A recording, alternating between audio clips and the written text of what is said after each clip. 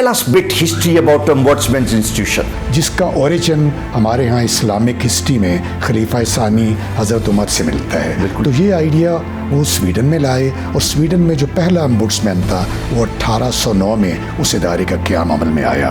Concept क्या था? अदालतें तो तब भी थी, ये इंस्टीट्यूशन क्यों ये समझा गया कि हमें इसकी ज़रूरत है? तो ombudsman के बारे में ये समझा जाता था कि he is person for public, कि वो पब्लिक की ग्रीवेंसेस को स्टेट अवे हल कर सकता है। एक तरफ उनके 200 साल और एक तरफ हमारे 20-22 साल जो हैं कि हम कहाँ पे हैं। Perhaps first time the right man for the right job has been picked by the government. Do you think we are able to carry that quality in terms of adjudication also? मैंने जी पिछले 6 महीने का data आपकी annual report से देखा है कि माशाल्लाह it is a very good consolidated document which carries reasonable facts and figures.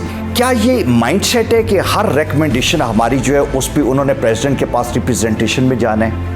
ये एक ट्रेंड है कि बगैर सोचे समझे अगले लेवल पे अपील फाइल करें ताकि बाद में कोई इस तरह की कैफियत ना हो।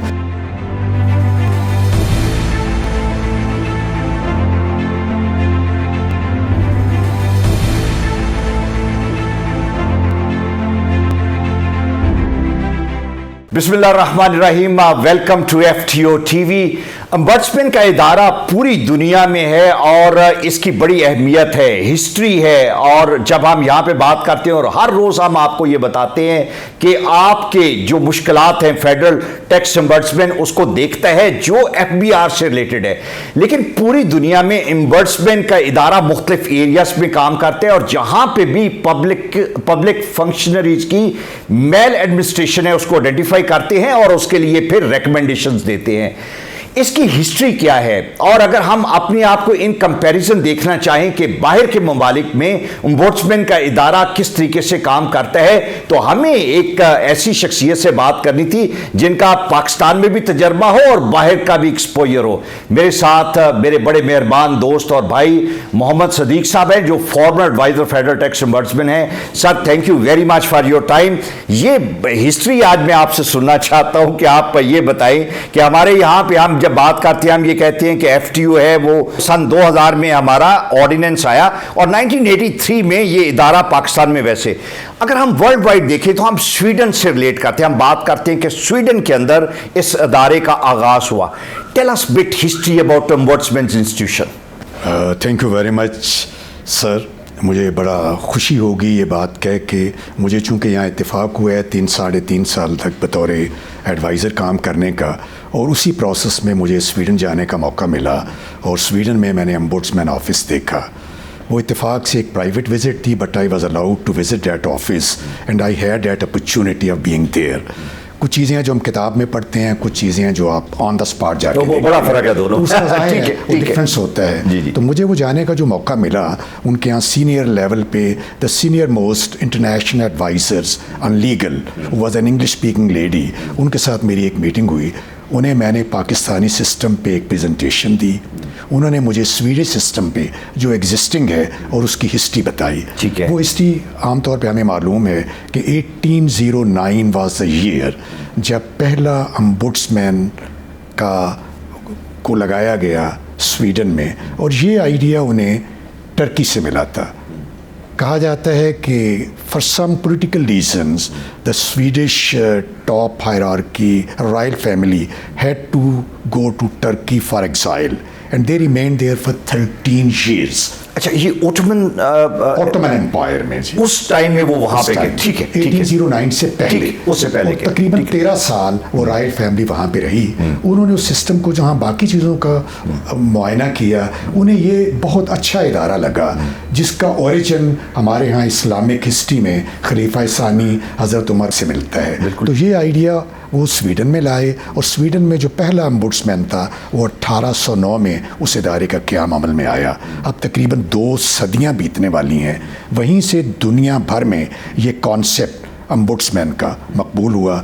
वहीं से हमने 1983 में पाकिस्तान में ये कॉन्सेप्ट लिया और फिर लेटर ऑन ओरिजिनली टैक्सेशन का सिस्टम चूँकि वफाकी मुतसिब डील करते थे, काम की ज़्यादती की वजह से ये मुनासिब समझा गया कि इसके लिए एक अलहदा ombudsman का क़याम अमल में लाया जाए। सो 2000 में फेडरल टैक्स ombudsman का क़याम अमल में आया। अच्छा, मुझे ये बताएं, मैं वापस 1809 में जाना चाहता हूँ।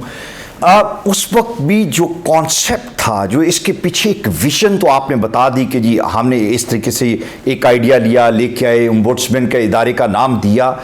कॉन्सेप्ट क्या था? अदालतें तो तब भी थी, अदालतें मौजूद थी, केसेस कम होंगे, लोग कम थे, लेकिन क्यों ये इंस्टीट्यूशन, क्यों ये समझा गया कि हमें इसकी ज़रूरत है? उनका ख्याल था कि अदालती निज़ाम बड़ा एक उसमें प्रोसेस है, बड़ा टाइम लगता है, वकील इन्वॉल्व होते हैं, उसका एक अपना कानूनी निज़ाम है।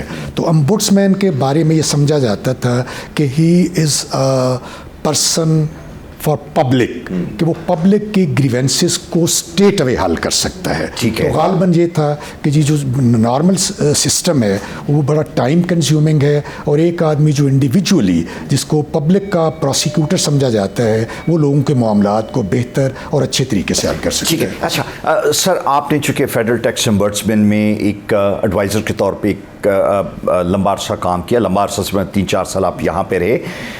अब मैं कंपैरिजन चाह रहा हूँ, एक तरफ उनके 200 साल और एक तरफ हमारे 20-22 साल जो हैं, कि हम कहाँ पे हैं, हमने क्या वो सफ़र तय किया जो आज के टाइम में हमें एट पार होने के लिए चाहिए था? क्या हम अपनी प्रैक्टिस में, क्या हम अपनी इन्वेस्टिगेशन में उसी सतह पे हैं जो इंटरनेशनल स्टैंडर्ड्स एडहेर किए जा रहे हैं? 2000 से लेके अब तक पाकिस्तान में डॉक्टर आसिफ महमूद जा छठे टैक्स ओम्बुड्समैन हैं। ठीक है। मैं इस मवाजने को अपने पहले तो पाकिस्तानी सिस्टम से, इनकी प्रेजेंस और प्रीवियस 5 ओम्बुड्समैन से बात शुरू करूंगा।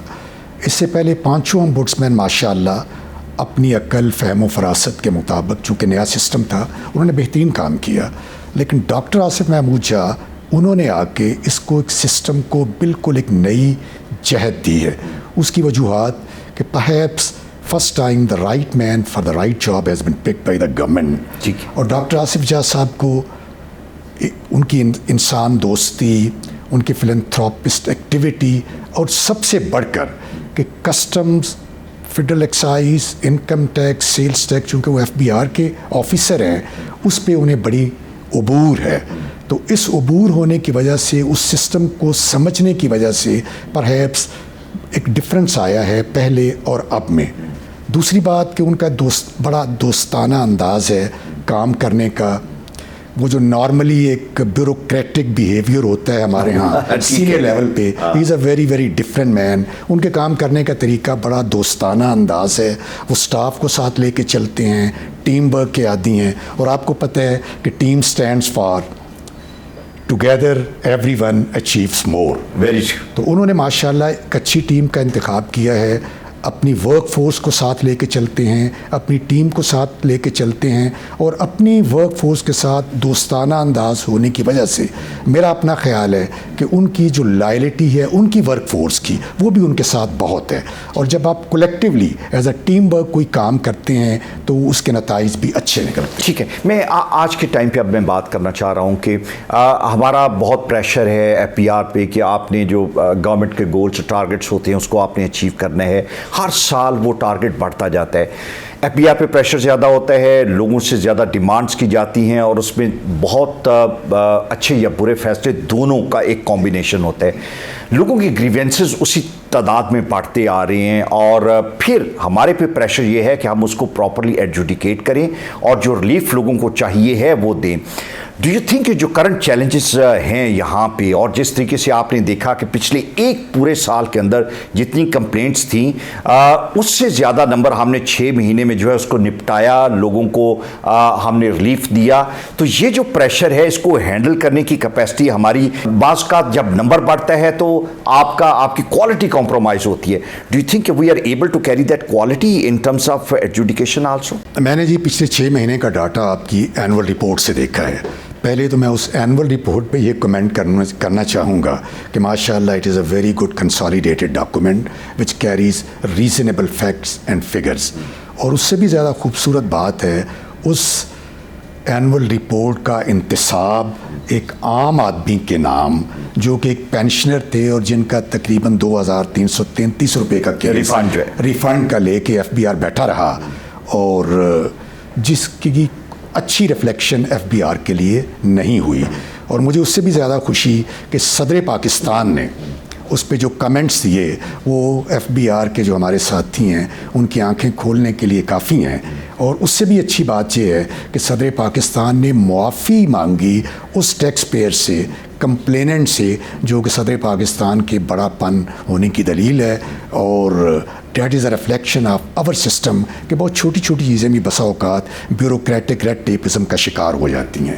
اور اس انتصاب کے بالکل دوسرے صفحے پہ بانی پاکستان قائد اعظم کی تصویر ہے, جو یہ شوق یاد دلاتی ہے ہم سب بیوروکریٹس کو, ہمارے ساتھیوں کو, کہ آپ نے اپنا کام کیسے کرنا ہے. ٹھیک ہے. میں یہ بھی جاننا چاہوں گا کہ چونکہ FBR میں آپ کا بھی ایک لمبا ٹائم گزرا, ہمارے یہاں پہ یہ ہوتا ہے کہ ہماری طرف سے جو بھی ریکمنڈیشن جاتی ہیں FBR کو, فوراً سے پہلے وہ اس کی ریپرزنٹیشن میں پریزیڈنٹ آف پاکستان کے پاس چلے جاتے ہیں, اور 90% پلس ٹائم جو ہے ہماری جو ریکمنڈیشنس ہیں پریزیڈنٹ ان کو اپ ہولڈ کرتے ہیں.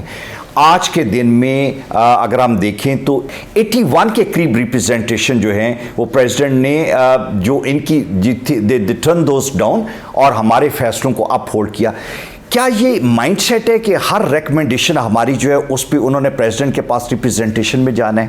جویدہ صاحب, میرا خیال ہے یہ بالکل آپ نے ٹھیک کہا. یہ مائنڈ سیٹ صرف فیڈرل ٹیکس امبوڈسمین کے حوالے سے نہیں ہے, ایک طریقہ کار جنرلی اس طرح کا بن گیا ہے کہ کوئی بھی ایڈجوڈیکیشن کا آرڈر اگر کسی ٹیکس پیئر کے حق میں ایون ان کا اپنا آدمی بھی کر دے تو فیڈرل بورڈ آف ریونیو یا ان کے جو باسز ہیں کلیکٹریٹس میں, دے امیجیٹلی فائل این اپیل. یہ ایک ٹرینڈ ہے کہ بغیر سوچے سمجھے اگلے لیول پہ اپیل فائل کریں تاکہ بعد میں کوئی اس طرح کی کیفیت نہ ہو کہ کوئی ایجنسی, نیب, FIA وہ ہم سے یہ پوچھے کہ اگر یہ فیصلہ حکومت کے حق میں نہیں ہوا تھا تو آپ نے اپیل کیوں فائل کی تھی. میرا خیال ہے اس مسئلے کا سب سے اچھا حل یہ ہے کہ ہمارے ہاں سینئر لیول پہ FBR سے باقاعدہ رابطہ رکھا جائے کہ بھائی جو فیصلہ فیڈرل ٹیکس امبوڈسمین نے کیا ہے اس کا سٹیٹس تقریباً سپریم کورٹ کے جج کے برابر ہے, اور اسے بڑا سوچ سمجھ کے کیا ہے. اس کی جتنی انویسٹیگیشن کی تھی وہ FBR کے ان افسران نے کی ہے جو ماشاءاللہ وہاں سے بڑے سینئر لیول پہ ریٹائر ہوئے ہیں, اور ان کا فیصلہ گریڈ 17 یا 18 کے ایڈجوڈیکیشن کے افسر کے فیصلے سے بہت مختلف ہے. اس پہ بڑی محنت کی گئی ہے, بہت سوچ سمجھ کے وہ ریلیف پرووائڈ کیا گیا ہے. تو اگر مذاکرات کے ذریعے یا نیگوسیشن تو مناسب لفظ نہیں ہوگا, لیکن شاید انہیں بتانے کی ضرورت ہے کہ اسے کٹ ڈاؤن کریں. اگر آپ کے 80% ریپرزنٹیشن کے فورم سے فیصلے آپ کے حق میں نہیں ہو رہے, یعنی FBR کے حق میں نہیں ہو رہے, تو they are not supposed to file representation. ٹھیک ہے. صدیق صاحب مجھے یہ بتائیں کہ جب بھی آپ کوئی کام کرتے ہیں تو آپ کی نیت میٹر کرتی ہے. وہی ادارہ ہے, وہی آپ کے ریسورسز ہیں, آپ کی لیڈرشپ کے اندر وہ اگر خواہش اور ڈٹرمنیشن اور نیت ہو تو چیزیں رزلٹ مختلف نکلنا شروع ہو جاتے ہیں. ہم نے یہاں پہ بھی دیکھا کہ ہماری لیڈرشپ کی نیت مختلف تھی. جب نیت مختلف تھی تو ہر چیز اب ہم دیکھتے ہیں وتھ بیٹر رزلٹس ہمارے سامنے ہیں. آپ اس کو کس طریقے سے دیکھتے ہیں؟ جویندہ صاحب, پروین شاکر ہماری بڑی قادر الکلام شاعرہ تھیں پاکستان کی, اور ہماری سینئر کولیگ بھی تھیں. ان کا ایک بہت خوبصورت شعر ہے, میں آپ کے سامنے پڑھنا چاہوں گا کہ اگر خلوص کے سب لوگ گوشوارے بھریں تو شہر بھر میں کوئی صاحب نصاب نہ ہو. واہ. پاکستان, یہ جو شعر ہے یہ پاکستان کے معروضی حالات کو بہترین طریقے سے اس کا اظہار کرتا ہے. اگر سب لوگ خلوص نیت, نیک نیتی سے اپنا کام کرنا شروع کر دیں تو ہمارے ملک کے بہت سارے مسائل حل ہو سکتے ہیں. الحمدللہ آپ کے ادارے میں, آپ کے قائد میں وہ ساری خلوص اور نیک نیتی موجود ہے, اور ان کی ٹیم میں بھی, کہ اگر اس کام کو اسی نیک نیتی سے آگے بڑھایا جائے تو انشاءاللہ ہمارے ٹیکس پیئرز کے بہت سارے مسائل خود بخود حل ہو جائیں گے. ٹھیک ہے. میں ایک چیز بڑی زبردست ہوئی کہ ہمارا جو اسٹیپولیٹڈ ٹائم ہمارے آرڈیننس میں ہے وہ 60 دن ہے, کہ 60 دن کے اندر ہم اپنی انویسٹیگیشن کمپلیٹ کریں اور اس میں اپنی ریکمنڈیشنز دیں. جب سے ڈاکٹر آصف محمود جاز صاحب فیڈرل ٹیکس امبوڈسمین آئے ہیں, یہ ٹائم پیریڈ آن ایوریج کم ہو کے 40 دن پہ آ گیا ہے, اور ہماری کوشش یہ ہے کہ ہم کم سے کم ٹائم میں سے کریں. ہمارے ہاں باقی امبوڈسمین کے جو آفیسز ہیں وہاں پہ بھی ہم دیکھتے ہیں کہ بہت لمبا ٹائم لگ جاتا ہے. ڈو یو تھنک کہ یہ کوئی ہم نے بڑا زبردست ایک اچیومنٹ, اس میں تو ایک ایک دن کے بھی فیصلے ہیں جو انفارمل ڈسپیوٹ ریزولوشن. سو میں اگین آپ سے ان پٹ چاہتا ہوں کہ اس پرٹیکولر اچیومنٹ کو آپ کس طریقے سے دیکھتے ہیں؟ ہم تھوڑی دیر پہلے سویڈن کے نظام کی بات کر رہے تھے. स्वीडन में 2 बातें बड़ी डिफरेंट हैं पाकिस्तान से। एक तो ये कि वहाँ रिप्रेजेंटेशन का कोई निज़ाम ही मौजूद नहीं। फेडरल टैक्स अम्बुड्समैन का फ़ैसला हरफ़े आखिर है, अगरचे उसकी नेचर रिकमेंडेटरी है, लेकिन वहाँ ये बताया जाता है कि 1809 से लेके आज तक टैक्स अम्बुड्समैन की किसी रिकमेंडेशन को रद्द नहीं किया गया, उसे एक्सेप्ट किया गया है। अच्छा, ठीक है। नंबर 1। नंबर 2, उनके यहाँ नॉर्मल जो इन्वेस्टिगेशन प्रोसेस है वो 6 से 12 महीने लेता है। ठीक है। उसे हम अपने पाकिस्तानी सिस्टम से कंपेयर करें तो मेरा ख्याल है we are doing a superb job. और अगर आप फेडरल टैक्स अम्बुड्समैन को कंपेयर करें वफाकी मोतसब या जो बाकी हमारे मोतसब के इदारे हैं, तो मेरा ख्याल है सबसे ज़्यादा कम और प्रैक्टिकली जो अच्छा काम है शायद इसी इदारे में हो रहा है कि अगर एक टेलीफोन कॉल पे एक रुकी हुई कंसाइनमेंट क्लियर हो जाती है, किसी आदमी की बात सुन ली जाती है, उसका मसला हल हो जाता है मिनिमम टाइम में थ्रू सेक्शन 33, तो शायद ये बड़ी सराहे जाने वाली बात है। बिल्कुल ठीक है sir, thank you very much for your time. हमारे ये इस तरह के जो थिंकिंग एडवाइजर्स हैं जिन्होंने यहाँ पे टाइम गुजारा, लेकिन आज भी उनके इदारे के साथ एसोसिएशन है। जब वो ट्रैवल करते हैं तो वो फेडरल टैक्स अम्बुड्समैन के बारे में सोचते हैं, जब वो बाहर के ममालिक में जाते हैं तो उनकी कोशिश होती है कि वहाँ के इदारों से मिलें और कोशिश करें कि हमारे यहाँ की हुई जो फैसले हैं, बातें हैं, जो एक्टिविटीज़ हैं, उनके साथ शेयर करें और उनकी अच्छी चीज़ें ला के हमें दें। ये एक कंपेरेटिव स्टडी थी जो कि मैं चाह रहा था जो सदीक साहब ने की, हम मिल के बैठ के बात करके आप लोगों से शेयर करें। And we are going to continue this discussion in our further programmes too. Thank you so much.